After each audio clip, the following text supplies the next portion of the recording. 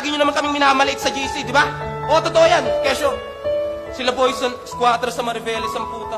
Mga rapper na, sardinas lang daw ang ulam. Ayoko na sanang sabihin at gawin to.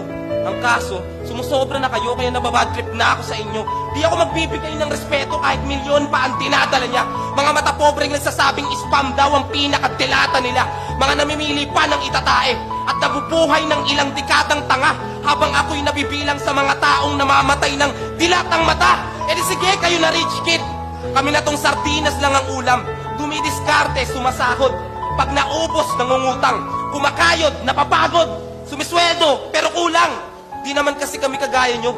Mga irresponsableng umaasa sa sustento ng magulang. Hindi marunong tumayo sa sariling mga paa. Mga walang paninindigan. Samantalang ang iba'y nagmimistulang alipin ng paninilbihan. Walang masama sa pagiging mahirap. Lalo na kung nagsisikap gaya ko. Pag ako yumaman, okay lang. Pag kayo humirap, kaya nyo? Di ba hindi?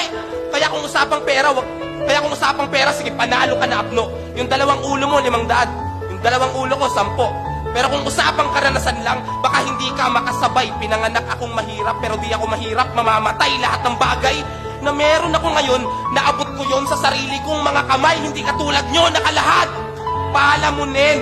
Palibasa, panay karangyaan lamang ang tinamo. Sinabi ko na yung kahinaan ko at wala nang rason para itanggi pa to. Hindi ako natatakot kahit ano pang panlalait ang iba to.